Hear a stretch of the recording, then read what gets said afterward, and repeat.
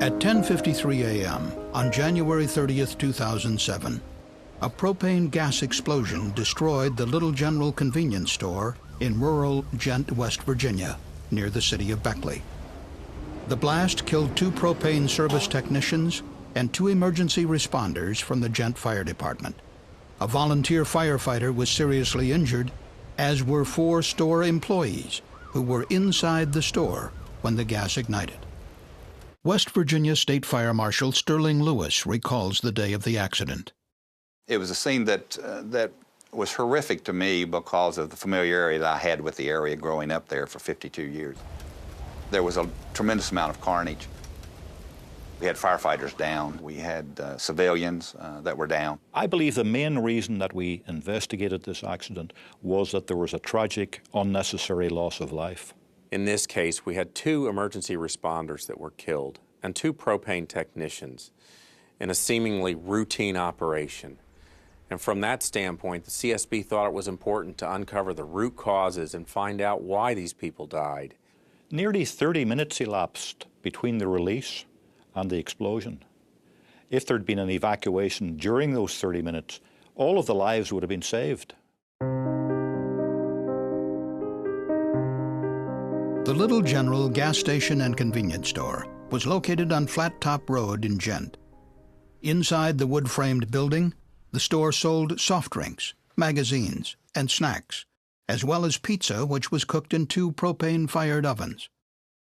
In 1994, the Southern Sun Company installed a 500-gallon propane tank against the back wall of the store. Southern Sun sold its propane business to Feral Gas in 1996. The logo on the tank was changed, but the tank itself was left in place. Years later, in January 2007, the Little General Company changed propane providers from Feral Gas to Thompson Gas. Appalachian Heating, a local firm selling propane for Thompson Gas, installed a new tank 10 feet from the building. There were still about 350 gallons of propane in the old tank, which Appalachian Heating intended to transfer through a special valve, hose, and pump to the newly installed Thompson gas tank. To make such a transfer, a technician must first unscrew a safety plug from the top of the liquid withdrawal valve on the tank to be emptied. The safety plug has a small hole in its side called a telltale. If propane is released through the hole, it is a warning that a dangerous release is likely if the plug is completely removed. So if propane is seen, the plug should be retightened. If no propane is observed escaping, the plug may be removed, and a valve with a special fitting is then threaded into the liquid withdrawal valve. This special fitting depresses a spring-loaded mechanism, allowing propane to flow through the valve and into the hose to transfer the propane.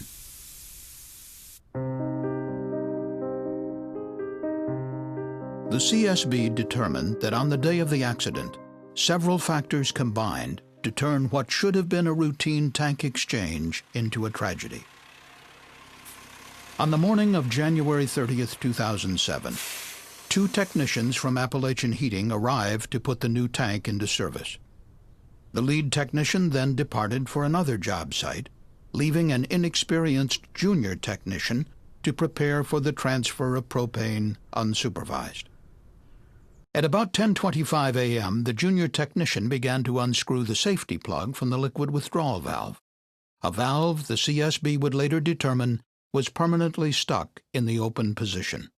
Propane likely flowed out of the hole in the plug, but the technician had not been trained on the importance of checking for the escaping gas. Immediately, as the technician removed the plug, a jet of propane sprayed upward through the valve. A billowing white cloud of flammable propane vapor formed behind the store. The propane struck the eaves of the building and flowed into the store through vents in the roof overhang and directly into the restrooms through 2 vent pipes. The flammable gas also diffused down through the ceiling. The gas, colored gray here for illustration, was invisible to the employees inside, but they noted the spreading odor associated with propane. The dense vapor also accumulated at ground level around the tank and the foundation of the building. The technician, standing in the midst of the propane cloud, was unable to stop the release due to the force of the jet. Over the next almost half hour, all 4 store employees remained inside, and the technicians stayed by the tank as others responding to the propane release arrived. There was no evacuation as propane continued to escape from the tank. At 10:28 a.m., shortly after the leak began, the junior technician called the lead technician, informing him of the situation. At 10:31, the lead technician called Thompson Gas Technical Support for guidance. The lead technician then called the junior technician back and likely told him to call 911. At 10:40 a.m., the junior technician made a 911 emergency call. 911, where's your emergency? He told the operator, "I need the fire department down at the Little General Store in Gent. I've got a propane leak. I need their help to secure the area." He went on to say, "I work for Appalachian Heating. We've had a dysfunction in the tanks and I have a leaky tank." At 10:43 a.m., the county 911 operator broadcast the report of a propane leak. Raleigh Control, Station 110, Station 110, injuries on Flat Top Road in Gent, the Little General, across from Flat Top Lake. Report of a propane leak. 4 minutes later, at about 10:47 a.m., a Gent volunteer fire department captain arrived. He ordered the store to close. The employees turned off the gasoline pumps, locked the door, and remained inside. They posted a sign on the door reading, "Store closed due to gas leak." Despite the imminent danger, no one inside or outside the building evacuated. Next, 2 emergency medical technicians arrived in an ambulance. They went to the tank to examine the technician for a frostbite injury, likely caused by contact with the liquid propane. Just after 10:50 a.m., the lead technician returned to the scene and joined the junior technician at the leaking tank. A short time later, another volunteer firefighter arrived in his personal vehicle and met the others at the tank. It was now approaching 10:53 a.m. The 2 propane technicians remained near the leaking tank. The fire captain, the firefighter, and an emergency medical technician stood nearby. The other EMT directed traffic away from the store. The 4 employees waited inside. The captain told the firefighter, "Make sure everybody's out, okay?" But 30 seconds later, as the firefighter walked toward the store, the propane found an undetermined ignition source and exploded.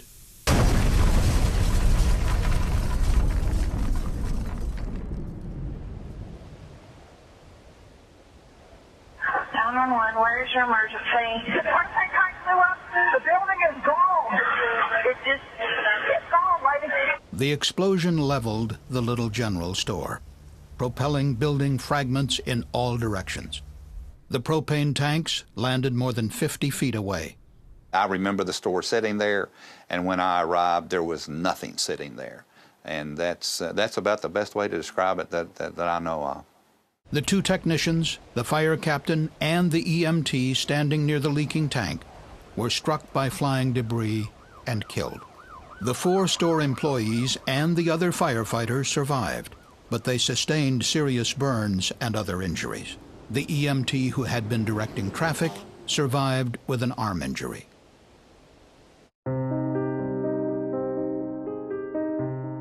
The liquid withdrawal valve on a propane tank is very rarely used.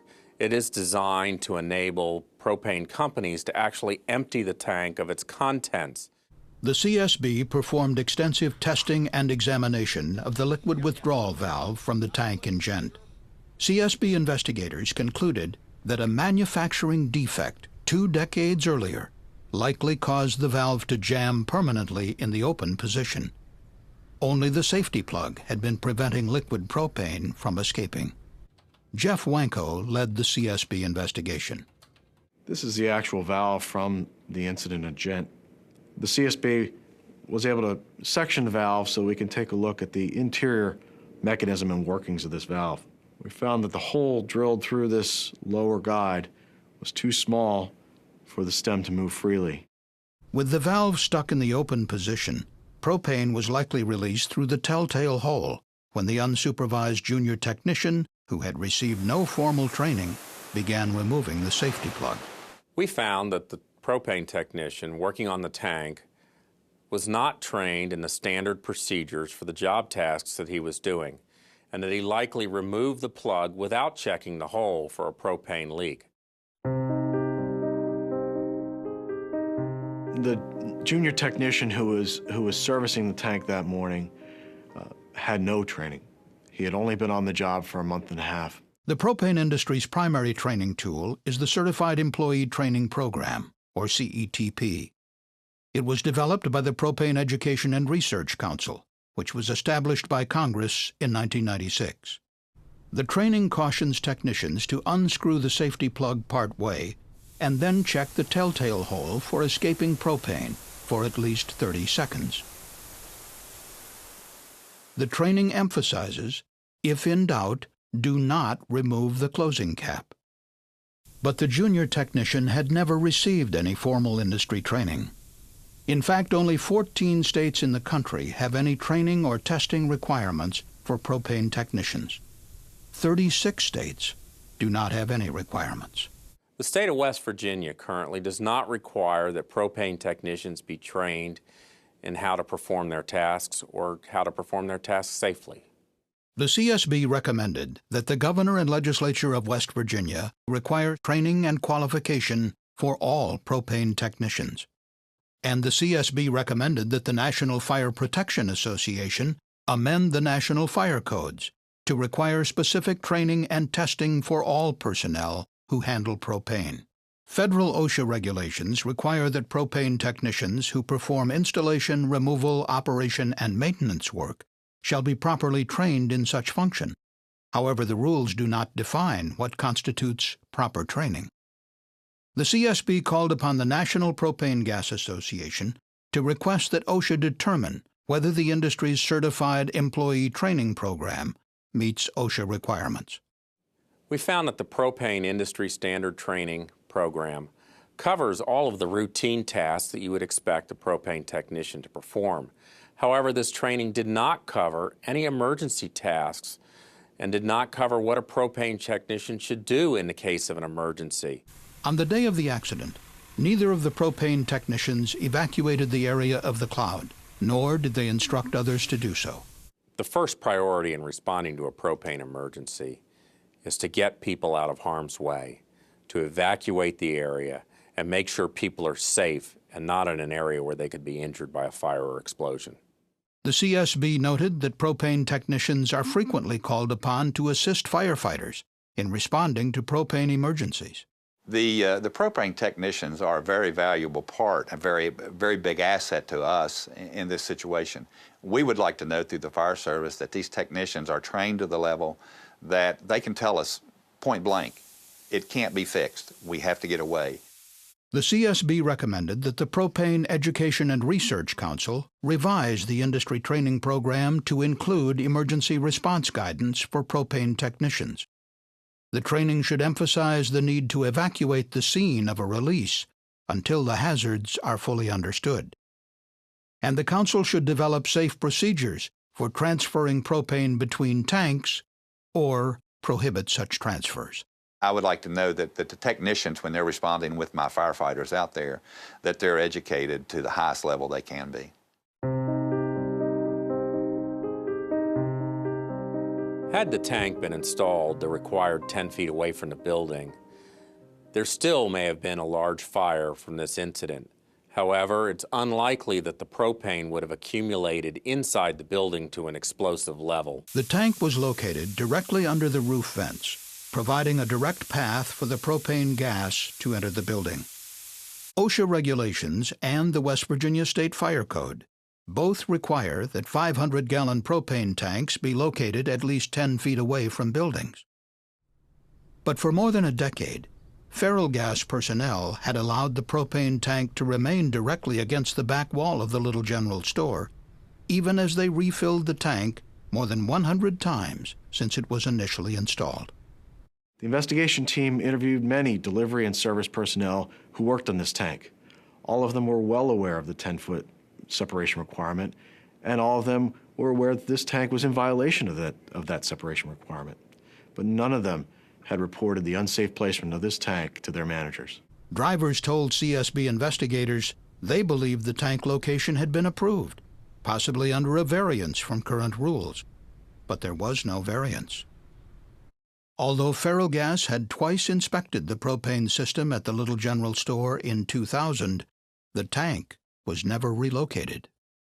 The CSB recommended that Ferrellgas establish an improved auditing system and an inspection program for propane systems based on the requirements of the National Fire Code for propane.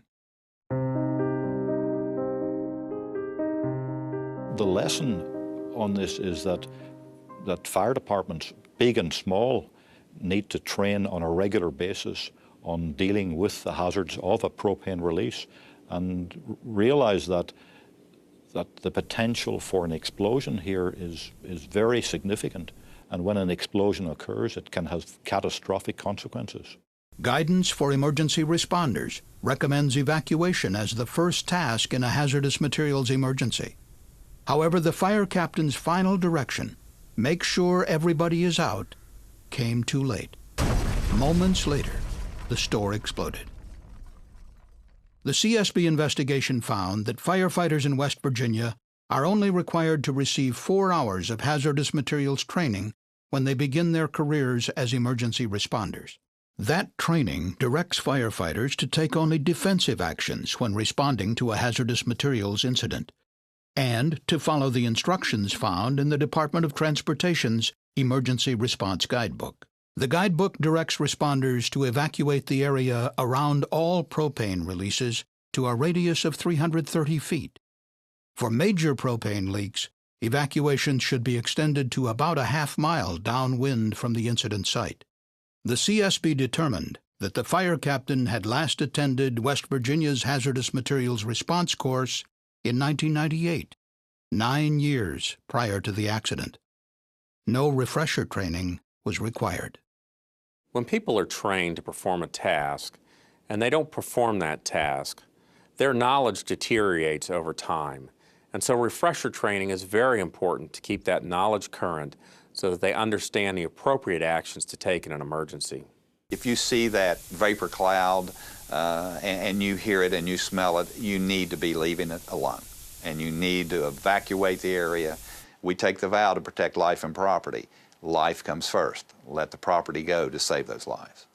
The CSB recommended that West Virginia require annual hazardous materials training for all firefighters and EMTs in the state.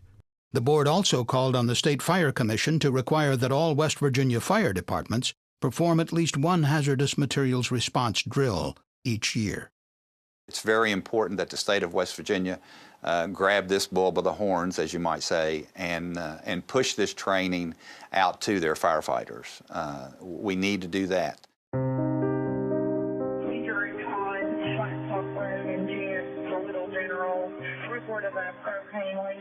The CSB determined that the junior propane technician had called 911 from the Little General Store at 10:40 a.m., 13 minutes prior to the explosion.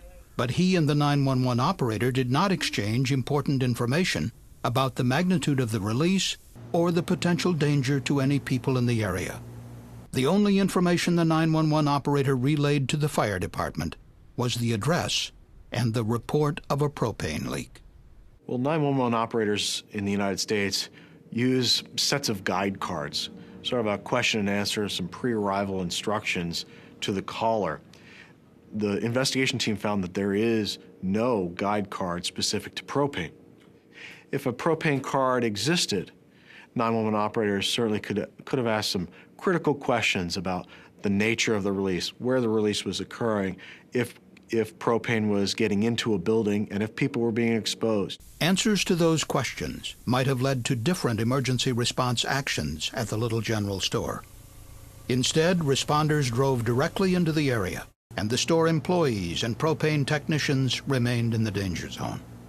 The lessons to be learned, I think, from this incident is anytime that a call goes into a 911 center, for them to relay the questions to the person calling in, to get that information, to discern what exactly is the situation. You know, do I have a small propane leak coming from my grill, or do I have a 500-pounder that's blowing and, you know, completely out of control? The CSB recommended that the Association of Public Safety Communications officials develop a new emergency guide card for propane to assist 911 operators. And the board urged the West Virginia E911 Council to distribute guidance about propane emergencies to all 911 call centers in the state. The three causes of this accident were: 1, feral gas did not identify the hazard of the tank location or correct it. 2, Appalachian Heating did not train the propane technician and allowed him to work alone on the day of the incident. And 3, the propane technicians and emergency responders were not trained to evacuate the area immediately upon a propane release. There are about 17.5 million propane installations in the United States. Releases are occurring every day. Therefore, propane technicians, emergency responders, 911 operators have to be prepared for these emergencies. I think one of the key messages that I would like to pass along to the fire service is every incident you go on, whether it be a propane leak, a cat in a tree, it doesn't matter what we're going on. You have to take the same precaution on every one, because the bottom line for everything we do in the fire service is everyone comes home. Following the explosion, the Little General store was not rebuilt. Today, the site remains a memorial to the victims. We want to make sure that fire department personnel, emergency response personnel, propane technicians are not killed or injured in an incident like this. Propane is a widely used fuel, but deaths from propane explosions can be prevented. Thank you for watching this CSB safety video. For more information on the CSB investigation of the Gent propane explosion, please visit csb.gov.